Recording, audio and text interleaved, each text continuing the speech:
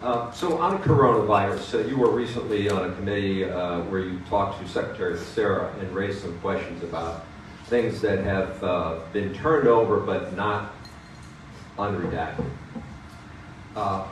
When you look at the lab leak out of China, what is it that you think we don't know or need to know, especially when you look at what the former director of national intelligence has said about it and concluded about it, where they believe that the Chinese Communist Party that controlled this lab research, that there was this, that somehow that's where it all started? Well, first let's talk about government oversight, okay, because that's the issue you're bringing up here. There's really, the American public deserves to know what its government's doing, which is why we passed the Freedom of Information Act, the FOIA laws. So any citizen should be able to go to an agency and say, I want information, I want these documents on that subject. And the agency should turn it over to them. They don't do that. You've got to take it to court. And then court has to enforce it. But, and I understand, there's those FOIA requests are subject to redactions for a host of reasons. They're spelled out. Congress is not subject to those redactions. So what we did with these 4,000 pages of HHS documents, most of them were Anthony Fauci's emails, is we requested those things be given to us unredacted.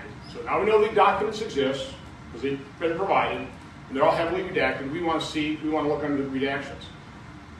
HHS hemmed and hawed. They finally, through the accommodation process, we said, okay, we'll settle for these 400 pages. Now they didn't give them to us. They allowed us to read them 50 pages at a time in a reading room. We couldn't take copies, just take notes. So we did, I think for about June 2021 through January 2022, we went in there in 50-page tranches, read those, and gleaned some more information.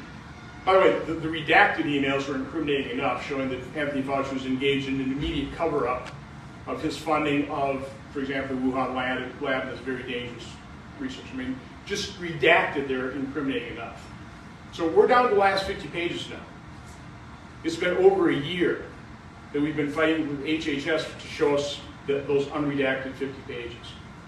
So you can only assume there's got to be something pretty nasty for Anthony Fauci and the government agencies under those pages. By the way, nothing to do with national security. And we've looked at under the redactions, we've seen what false excuse they use for making the redactions. Again, they're lying to us. They're lying to us repeatedly. So I guess that's been my experience the last 8 years as chairman of the Senate Oversight Committee. I just don't trust government agencies. They've given me no reason to. But what is it you're looking for that you think we don't already know? Well, I don't think we'll ever find that. No, I mean, on the source. Because Anthony Fauci did a good job of engineering that any kind of lab leak theory was some wild conspiracy theory. Think of that. He knew it wasn't. I mean, the initial emails, the initial phone calls, they're giving about a 50-50 shot. And yet, within a couple of days, all of a sudden, that's conspiracy theory. Cover up his tracks.